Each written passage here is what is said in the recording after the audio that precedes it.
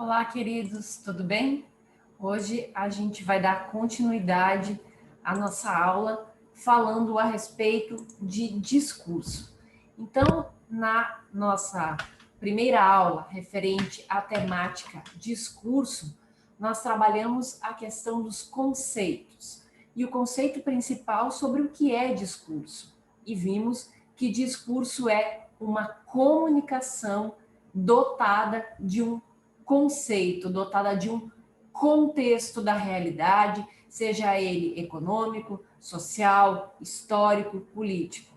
Dentro dessa comunicação que tem um contexto, né, o conceito dessa comunicação discursiva é se comunicar dentro de um contexto.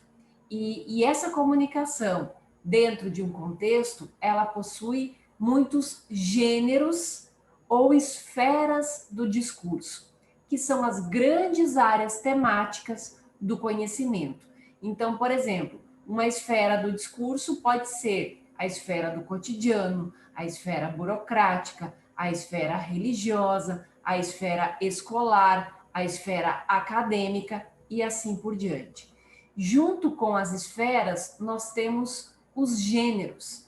Gêneros e esferas são muito semelhantes. No entanto, o que nós poderíamos diferenciar entre um e outro é que gênero ele é uma grande área, livre, infinita, né? E o gênero eu vou contextualizar. Então, em muitos momentos, nós podemos usar a palavra gênero e esfera como sinônimos. Já em outras, há uma pequena diferença. Às vezes os autores eles vão explicar isso, eles vão detalhar mais sobre isso. Então, se a gente tivesse que elencar aqui a diferença entre esferas do discurso e gêneros, é que esferas são grandes, múltiplas e infinitas áreas, e os gêneros são áreas do conhecimento contextualizadas que têm as suas sub-áreas. Então, por exemplo, gênero jornalístico com os subgêneros jornalísticos. Existe a esfera jornalística? Sim, onde cabe tudo. Tudo que é feito no jornal impresso, no jornal, nos jornais online, na televisão, no rádio, enfim, tudo que faz parte do universo jornalístico entra na esfera jornalística. Agora, se eu for chamar de gênero jornalístico, o que é um gênero jornalístico? É um gênero onde eu vou trabalhar dentro de uma linguagem jornalística, de uma linguagem da notícia, onde os subgêneros do jornalismo, né, digamos, o gênero jornalístico, nós temos os gêneros jornalísticos informativos, opinativos, interpretativos, diversionais, com os seus subgêneros. Então, dentro de cada tema, eu tenho um conceito. E na esfera é mais ampla, eu não tenho essa preocupação. Então, hoje aqui, a gente, depois de retomar essas breves questões vistas no outro vídeo, a gente vai trabalhar um pouco sobre a questão do texto e do discurso e das vozes que aparecem em um texto. Essas vozes, ela pode ser a voz de quem escreve, ela pode ser a voz de quem é citado no texto, como no jornalismo nós temos os personagens do texto. Né? Então, às vezes, numa notícia, nós trazemos as fontes, que nós chamamos, que são os personagens.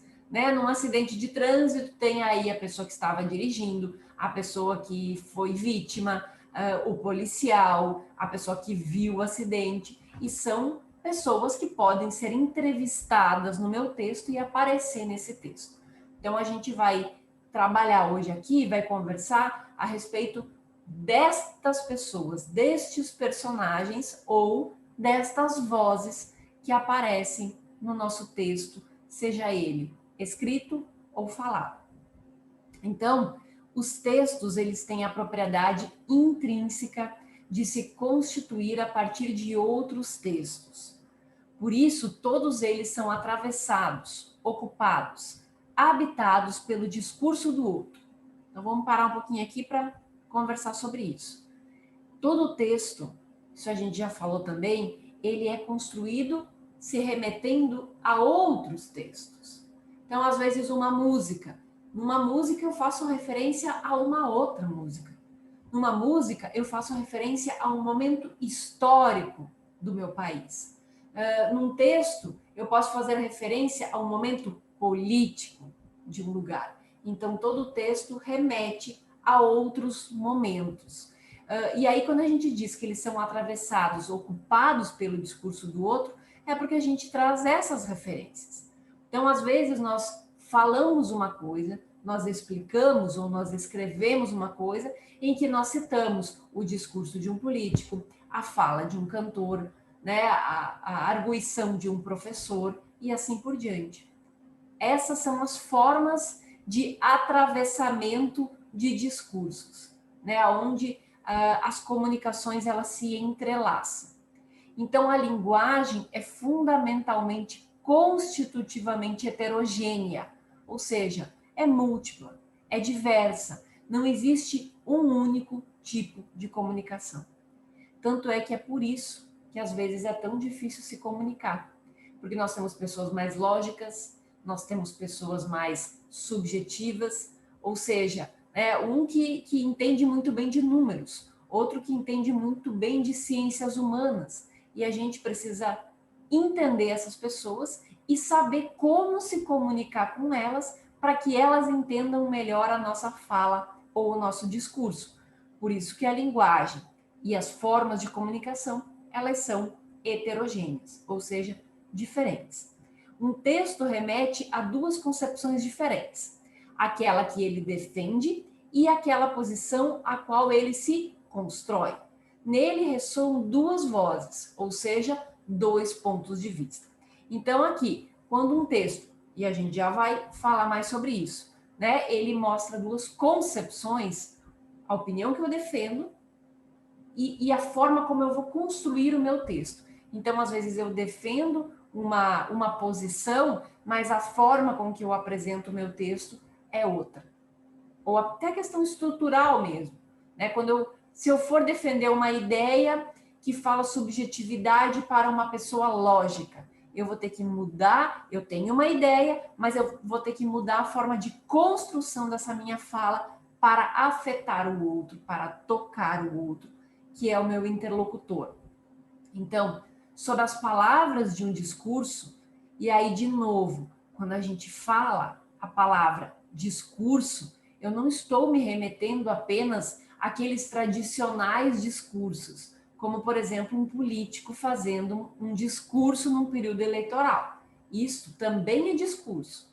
Mas a minha aula, nesse momento para vocês, também é uma forma de discurso. Quando a gente fala com os nossos amigos e defende uma ideia, também é um discurso, né? Então, entendendo aqui discurso de uma forma ampla. Então, sob as palavras de um discurso, há outras palavras, outro discurso, outro ponto de vista social. Para constituir sua concepção sobre um dado tema, o falante leva sempre em conta a de outro, que de certa forma está, pois, também presente no discurso construído. O discurso é sempre a arena em que lutam esses pontos de vista em oposição. O discurso é sempre, pois, a materialização de uma maneira social de consideração por questão. Ou seja, todo discurso é história. Então, assim, o que esse trechinho de texto ele está querendo dizer? Quando eu defendo uma ideia, eu já li muito sobre ela. Eu já pesquisei muito sobre ela. Eu já assisti muitos vídeos sobre ela. Digamos, a vacina, né, que ajuda na questão da Covid-19, ela é boa ou ruim para o organismo? E aí, a sua fala, ela, claro, tem uma lógica, uma verdade científica, né? Mas o discurso dos falantes, qual é o discurso dos falantes? Um vai se basear na ciência, nos amigos, e aí quando ele vai argumentar, ele vai trazer essas argumentações, a argumentação da ciência, a argumentação dos amigos, a argumentação dos professores. Outro vai trazer argumentação, talvez, da igreja, de outros amigos, de outros ambientes da área da saúde. Então, quando nós defendemos uma ideia, nós remontamos a outros discursos, a outras falas, né? A outras concepções. E por isso, de novo, que todo discurso ele é histórico, porque quando a gente fala, a gente sempre está com os pés fincados num tempo, num espaço e num contexto. Se nós não tivéssemos em pandemia, falar da vacina, ser a favor ou contra a vacina teria um peso. Num momento de pandemia, falar da vacina e ser contra ou a favor tem absolutamente outro peso. E levando em conta que, isso também é muito importante, às vezes não, muitas vezes, um discurso não significa que ele está correto, não significa que ele é uma verdade única. Ele é uma versão de múltiplas realidades. Então, por exemplo, com relação à vacina, nós temos uma verdade científica, mas nós temos a opinião das mais diversas pessoas. Todas estas opiniões juntas formam realidades. Então, isso é muito importante. O discurso das pessoas não significa que é uma única verdade ou que é uma única fala. Não, existem múltiplas maneiras de se comunicar, múltiplas realidades. E às vezes a verdade, ela tem uma verdade científica mais certeira, do tipo 2 mais 2 são 4, mas também existem outras verdades que são pontos de vista, né, que são opiniões das pessoas. Por exemplo, se alguém teve Covid, um pode ter ficado muito mal e vem relatar, o outro pode relatar que ficou mais ou menos e o outro vem e relata que não sentiu nada. Os três estão dizendo a verdade. Existem três verdades aqui, entende? Mas para uns ela é de um jeito, para outros são N verdades. Então, assim, a gente tem que tomar muito cuidado com isso. Portanto, nós não podemos apenas assumir uma única verdade, do tipo, todas as pessoas que pegarem Covid não vão passar mal, o que não é verdade. E também não podemos dizer que todas as pessoas que pegarem Covid, por exemplo, vão morrer, o que também não é verdade. Por quê? Porque existem vários tipos ou segmentos desta verdade, dependendo da situação de cada um. No entanto, todas estas falas estão imersas em história, contexto histórico. Então, aqui, uma voz importante demarcada no texto é a questão do discurso direto e discurso indireto.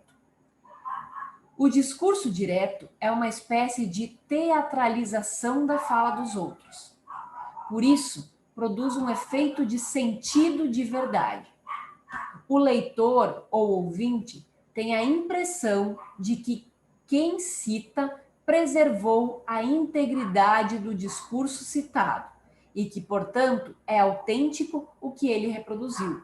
É como se ouvisse a pessoa citada falar com suas palavras e com a mesma carga de subjetividade. De que forma nós podemos, então, resumir para vocês o discurso direto?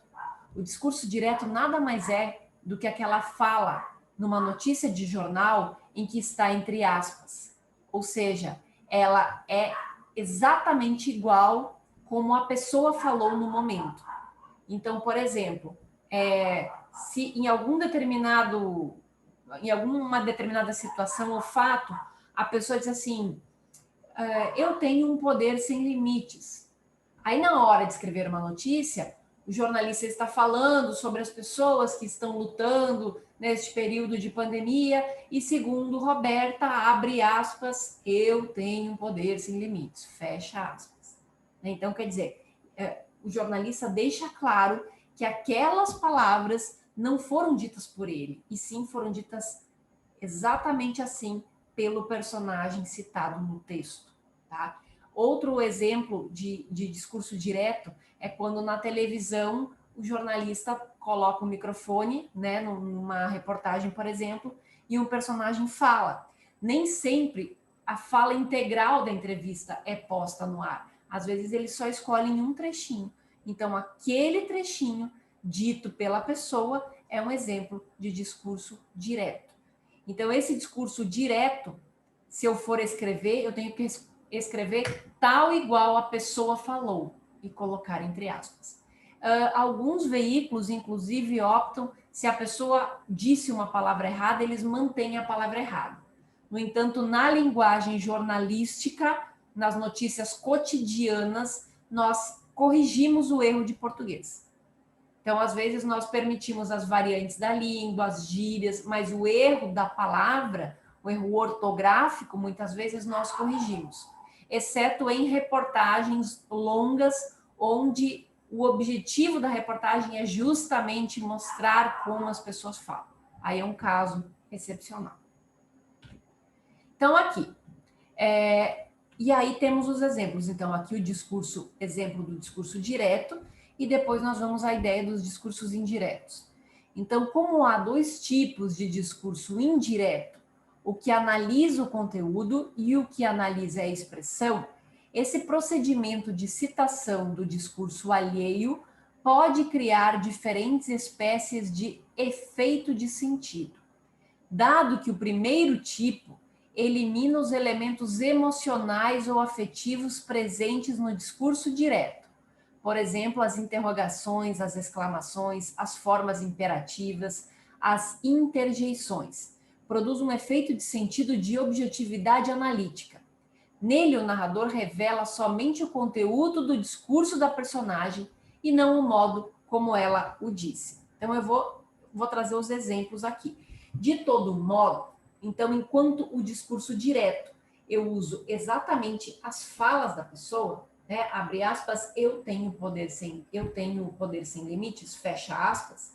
No discurso indireto, o jornalista ou enfim, qualquer escritor ou alguém que está ali fazendo uso do texto e do discurso, ele pode escrever com palavras dele o que o outro personagem disse. Então, por exemplo, eu poderia dizer: Roberta disse que tem um poder muito grande, ou disse que tem um poder inigualável. Né? Então, quer dizer, eu uso a mesma intenção, no entanto, com as minhas palavras, e não com as palavras de quem disse. Então, aqui nós temos os procedimentos linguísticos, né? E aí, com algum exemplo aqui para a gente trabalhar.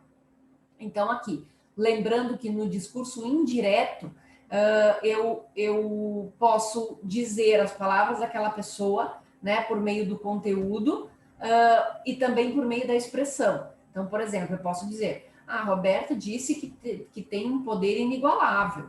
Né? Eu estou tentando traduzir o conteúdo disso. Agora, se o personagem fala: eu tenho um poder sem limites, e aí na hora de eu traduzir, eu vou num discurso indireto dizer: ela disse em tom exclamativo que o poder dela é inimaginável, é inigualável, ou ainda é sem limites, ou ainda ilimitado. Né? Então, quando eu digo que eu analiso a expressão, eu digo como é que a pessoa também está se sentindo.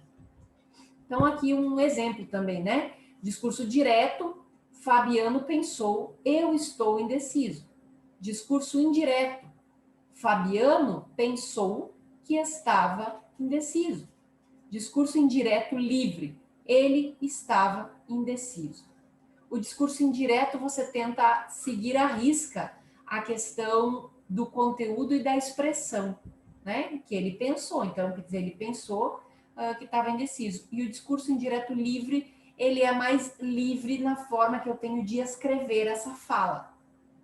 Então, aqui, lembrando que quando a gente pensar no discurso indireto, pense sempre em dizer a fala do personagem, do testemunho, da fonte jornalística, com as suas palavras, e no discurso indireto você tem que levar em conta sempre o conteúdo ou a expressão, ou o conteúdo e a expressão, ou seja, dizer o que a pessoa disse com as suas palavras e no tom em que ela disse, se ela falou chorando, se ela falou rindo, se ela falou debochando, se ela falou em tom exclamativo ou como ela falou. E o discurso indireto livre, então, é uma tradução mais tranquila, você não precisa ficar se preocupando com essas questões. Ele estava indeciso, tá? Então, um exemplo aqui.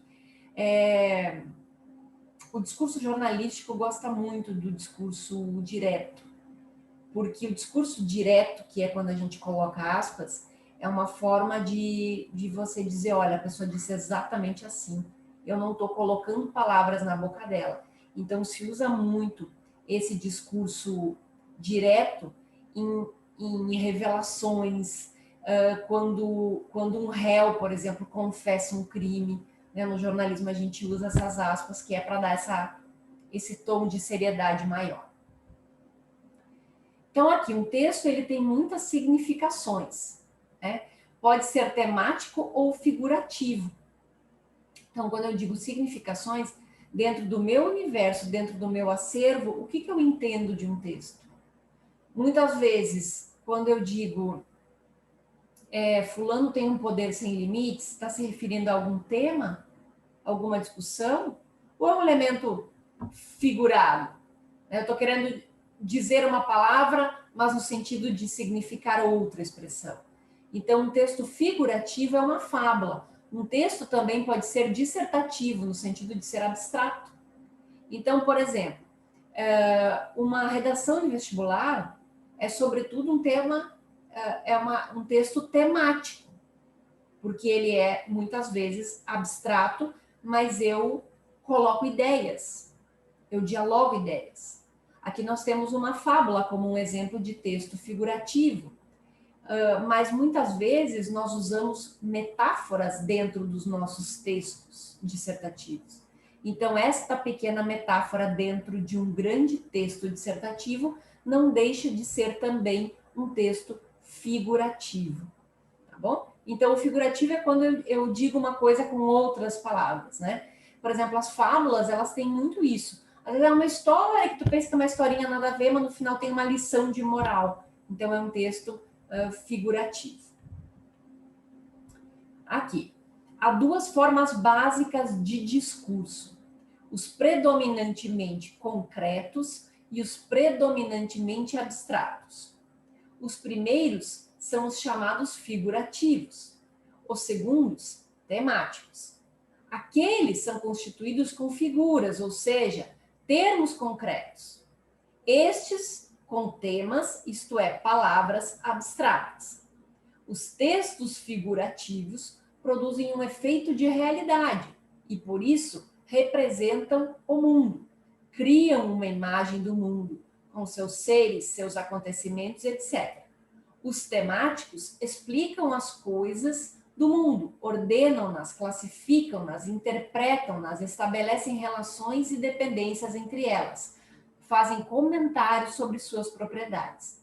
Os primeiros criam um efeito de realidade porque trabalham com o concreto. Os segundos explicam porque operam com aquilo que é apenas conceito.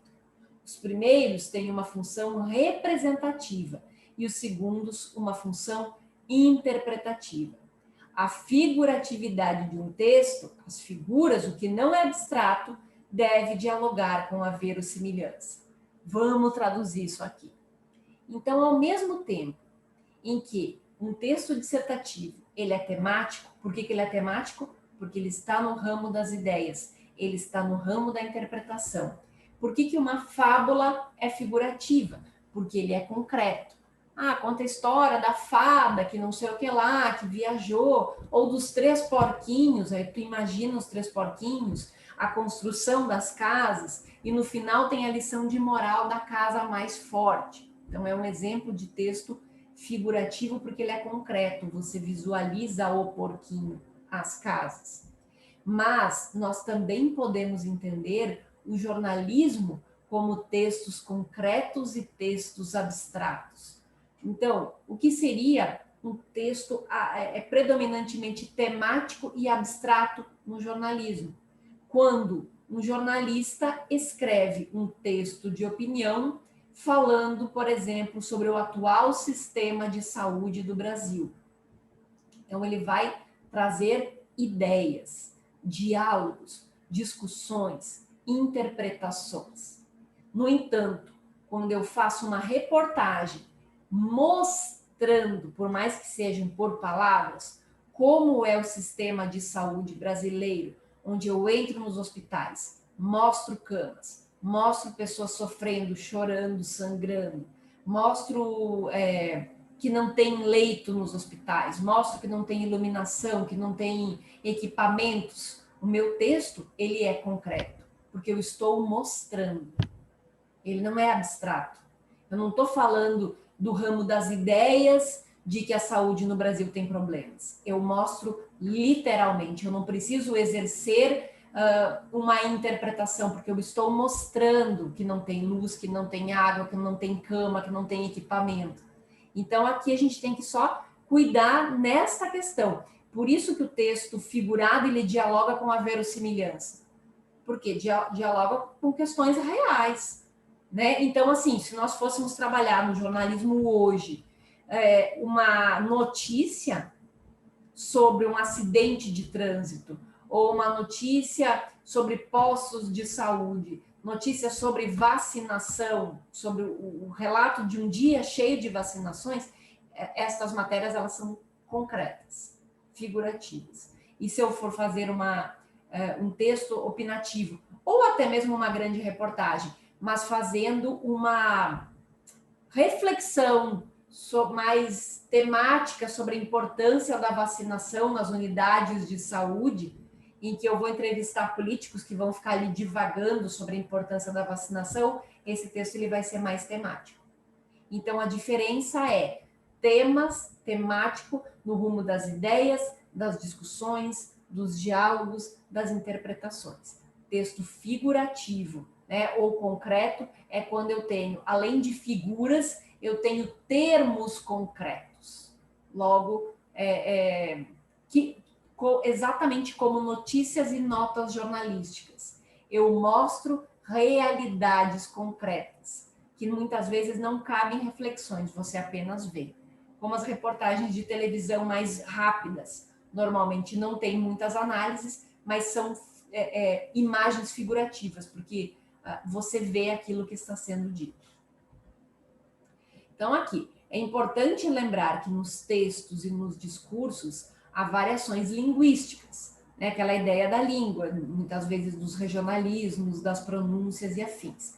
Então, uma característica de todas as línguas do mundo, segundo Fiorin e Savioli, é que elas não são unas, ou seja, não são uniformes, mas apresentam variedades. As palavras e as línguas, elas não são faladas de uma única maneira, né? Então, isso assim, por quê? Porque nós temos grupos identitários. Por exemplo, as regiões do país são unidas por grupos identitários. Por exemplo, pessoas que moram no Nordeste, pessoas que moram no Norte, pessoas que moram no Sul, elas têm coisas em comuns. Muitas vezes o sotaque pode ser algo em comum, o cotidiano pode ser algo em comum, né? Então, por exemplo, eu não sou do Norte, mas eu moro no Norte. Eu posso não ter o sotaque do nortista, mas hoje em dia eu já tenho muitas coisas a ver com o nortista, como as coisas que eu gosto de comer, as coisas que eu gosto de fazer, que são próprias desta região. Então, assim, dentro dessa variação linguística, nós temos a questão dos sons, né, que é a pronúncia por região, da morfologia, de alguns erros de conjugação, e sintaxe, né, que também são alguns não digo que são exatamente erros, mas nós temos alguns errinhos de sintaxe que são muitas vezes muito peculiares de região, né? E a questão léxica também, que às vezes para uma palavra ela tem outros significados, né? Então, aquilo que eu disse, no sul, todo mosquito é mosquito, aqui tem diferença entre carapanã e mosquito, por exemplo. Tá? Então, assim, essa variação linguística, ela também aparece nos discursos, tanto no discurso temático quanto no discurso figurativo. Na fala, o planejamento e a execução do texto são simultâneos. O texto falado é cheio de pausas, frases truncadas, repetições, correções, períodos começados. O texto escrito não contém marcas de planejamento e de execução. Elas são retiradas dele. Apresenta-se o produto pronto e não em elaboração na fala. Na fala, alternam-se os papéis do falante e do ouvinte. Há diálogo. Na escrita, não há essa possibilidade de alternância, pois, mesmo que se crie um diálogo, ele será uma simulação de conversa e não um diálogo real, com interrupções, tentativas de não deixar o outro tomar a palavra e etc. Então, aqui o que é legal, assim, quando a gente está falando, por exemplo, eu aqui conversando com vocês, eu leio o slide e eu explico. Quando eu estou explicando, eu estou falando da minha cabeça. Então, a minha fala, às vezes, eu me repito, eu volto no tempo, eu olho para cima, né? Para um lado, eu estou lembrando, para outro lado, eu estou criando, porque quando você está ministrando uma aula, você está criando também. Então, por exemplo, este falante, ele vai no tempo, ele volta, muitas vezes ele usa uma gíria, ele começa a falar uma coisa que ele não termina. Isso é muito próprio da fala. Já o texto, não. Você tem um tempo para olhar esse texto. Você tem um tempo para editar o texto. O que é editar na linguagem jornalística? Cortar palavras desnecessárias, cortar termos repetidos, melhorar o texto e assim por diante. Né? Então, assim, no texto, nós temos a oportunidade de revisitar esse texto, de corrigir este texto. Né? E na fala, não. E aí uma coisa importante que o autor aqui, esses autores trazem aqui, quando eu crio um texto, por mais que eu crie um diálogo escrito, esse diálogo ele não é real, porque ele não é em tempo real. Onde quando a gente fala, a gente tem interpretações, as pessoas que querem um se meter na fala do outro, né? Ou quando alguém está querendo, numa briga em que as pessoas se atravessam, se atropelam, é diferente, por exemplo, de um texto. Em que por mais que a gente tente trazer esse cotidiano e essa informalidade para o texto escrito, ele nunca é a mesma coisa do que o texto falado. Em jornais sensacionalistas, por exemplo, o uso de termos da linguagem oral é um dos recursos utilizados para aproximar o jornal de seu público, normalmente constituído de pessoas menos habituadas ao padrão da escrita. Não se escrevem da mesma maneira os artigos do Folhetim, suplemento para jovens do jornal Folha de São Paulo, e os editoriais desse jornal. Então, o que está querendo dizer aqui? Os jornais sensacionalistas, que nós chamamos de espreme que sai sangue, muitas vezes eles usam termos bem cotidianos, bem verbais, bem nutridos de gíria, que é para chamar a atenção do público que tem uma leitura diferente. Assim como, por exemplo, né, aqui o suplemento da Folha de São Paulo, que é feito para jovens, e o editorial da Folha de São Paulo, que é normalmente direcionado para pessoas mais velhas. Né? Então, assim, são aqueles públicos que eu também disse na aula passada. Eu não posso dar uma aula para idosos do mesmo jeito que eu dou uma aula para jovens. Né? Então, sempre há uma fala e um texto diferente para cada segmento. Então, aqui eu tenho o exemplo do Diário Gaúcho. Eu pego o Diário Gaúcho porque ele é tido como um jornal popular e até certo ponto sensacionalista, tá? Então, assim, ele foi o primeiro, se não foi o primeiro, foi um dos primeiros jornais brasileiros dentro desta linha do popular, que nós chamamos no jornalismo de penny press. É um termo que surgiu tanto na Inglaterra quanto nos Estados Unidos, no sentido de que você faz um jornal por centavos. E ele, no começo, quando ele começou a ser vendido, ele custava 50 centavos. Diferente, por exemplo, do concorrente, que não é concorrente, que é da mesma empresa, por exemplo, o jornal Zero Hora, que é da mesma empresa, mas trabalha num jornalismo, entre aspas, mais sério. Então, o jornal tem um preço maior, as matérias também são maiores, né? Na capa tem mais questões de política, de economia. E nesses jornais populares nós temos uma questão bem tradicional, que é esporte, né? Então a gente tem aí a questão do Grêmio do Inter, mulher bonita, aí tem uma moça aí, né? Que é a primeira aprenda, então sempre tem esporte, mulher, música, no caso ali o Dilcinho, e aqui tem uma questão política ali, né, nas ruas pelas reformas, aí lá atrás tem uma questão de presidência, E ainda, por exemplo, esta capa não mostra, e aí, claro, né, tem um direcionamento político aí nessa capa, muito provavelmente de interesse do direcionamento, né, dos gestores do jornal. E em muitos jornais populares como esse, normalmente nós também temos notícias de polícia na capa. Esta capa não tem, mas às vezes tem aí uma foto de acidente de trânsito, de um carro todo amassado, né? Então, assim, são notícias bem populares. Esse é o tipo de característica do jornal. Hoje em dia ele já custa R$ 1,25, mas começou com 50 centavos. Essa aqui é uma capa antiga da Capricho, né? Só para a gente pensar aqui, ó, a questão destes textos, desses discursos que mudam. Aqui, olha, o Viseu decidiu. Com o gol do atacante, Grêmio ganhou a primeira no campeonato. Quer dizer, então, aqui tem ainda toda uma questão de concretude, de temática. Por exemplo, ali, Gabriela, a primeira prenda do Estado. Dilcinho, ter a casa cheia aqui. Nas ruas pelas reformas. Né? Normal, o VAR decidiu. Até que são textos, na sua grande maioria, textos mais concretos. Né? Se a gente fosse pegar, talvez, o texto da primeira prenda, se for ter uma interpretação dentro, ele pode ser um texto mais abstrato, né? Primeira prenda é um concurso de tradições gaúchas, por isso que ela está vestida dessa roupa aí. Então, aqui, a capa da Capricho. Uma capa mais antiga. Capricho, eu acho que não tem mais ela impressa. Então, aqui, edição do Amor, ó, vejam que já tem bem menos imagens, bem menos texto, nós temos uma imagem grande. E aí, achados fofos para o Dia dos Namorados, especial colírios, garotos lindos para adicionar no seu MSN. Olha essa capa, é antiguíssima. E eu tentei achar umas mais novas e não consegui. Por isso que eu só vi a Capricho ainda online. Online ela ainda tem, mas com poucas fotos assim de capa. E essas capas da Capricho, elas fizeram muito sucesso.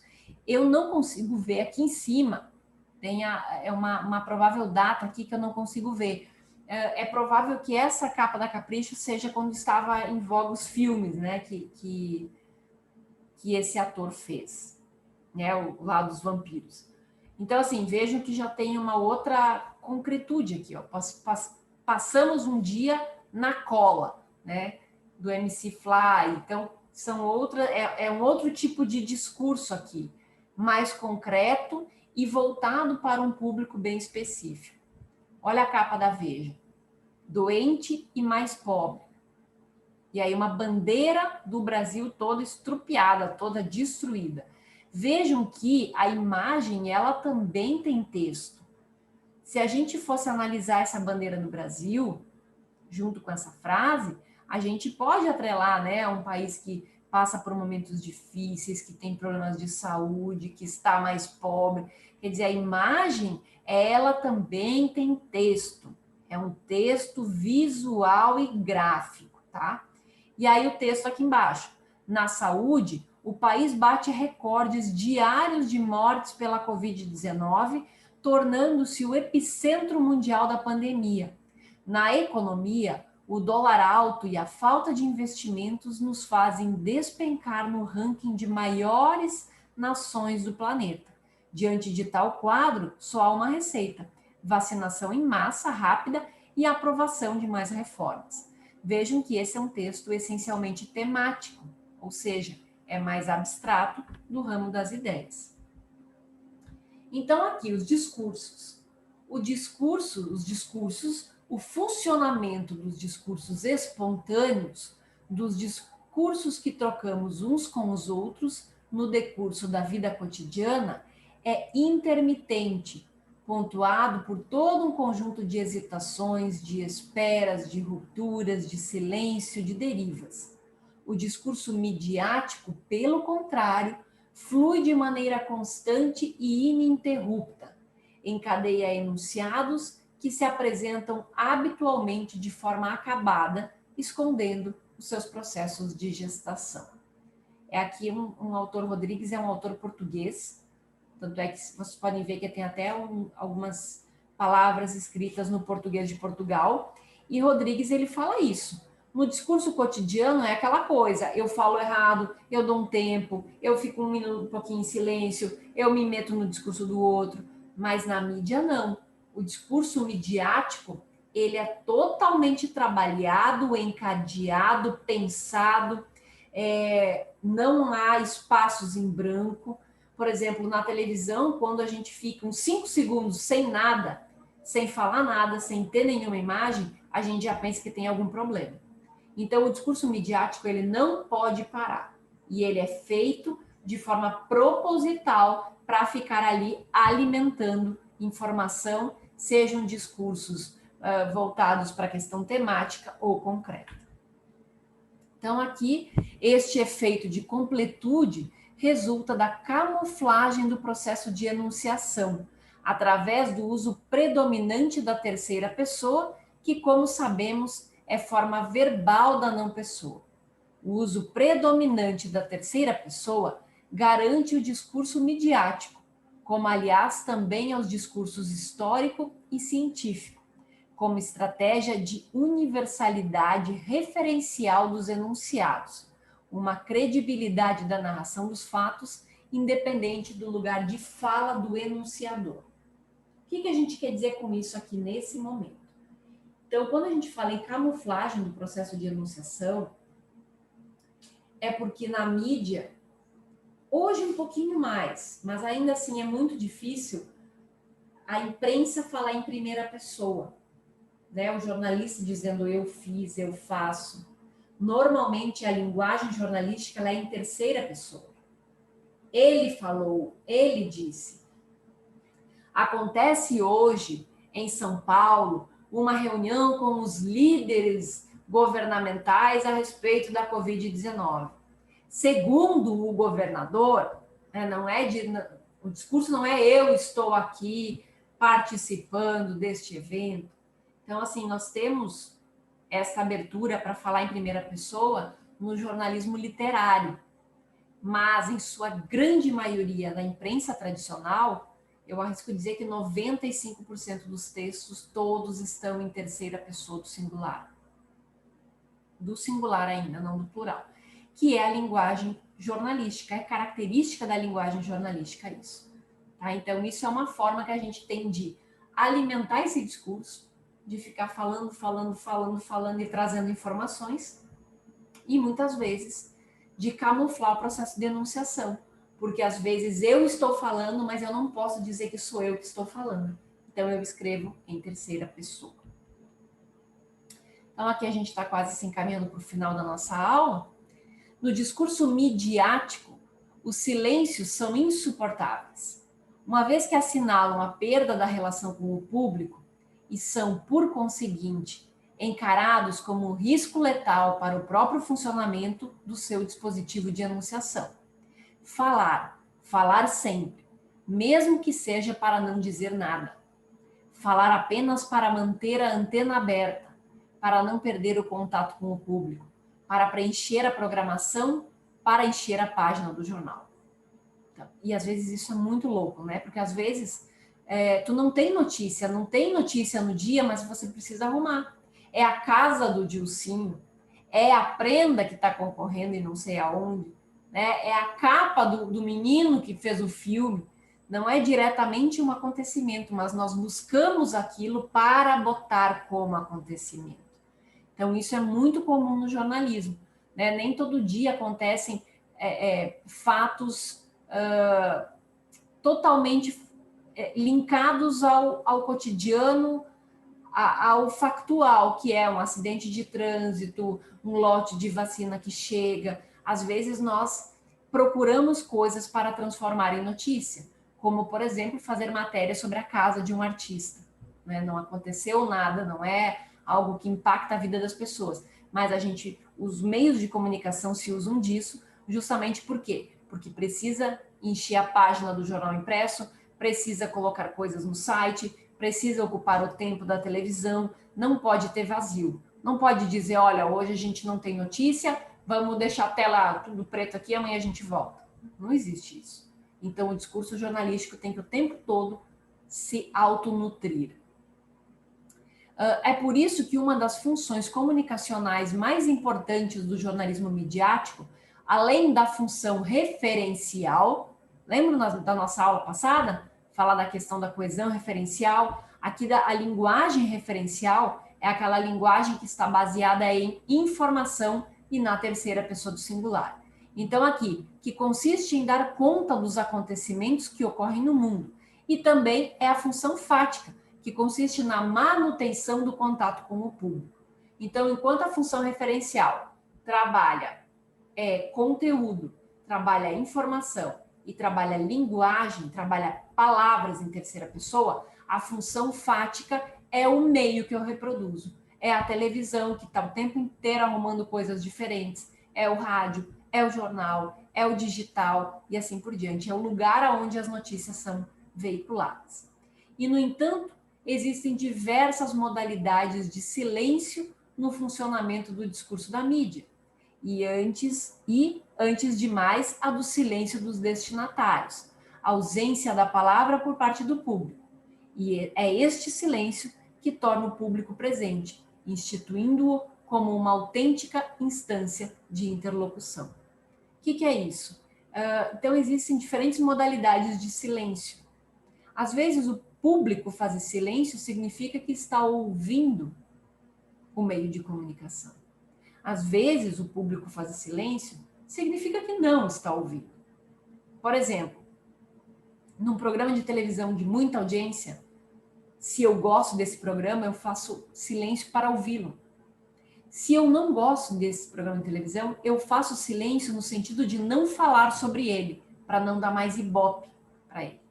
E outro tipo de silêncio é quando a mídia não quer falar a respeito de uma coisa e fala sobre outra coisa apenas para encher o espaço do seu jornal, do seu programa de televisão, para não falar daquilo que deveria falar. É ainda mais uma forma de silêncio.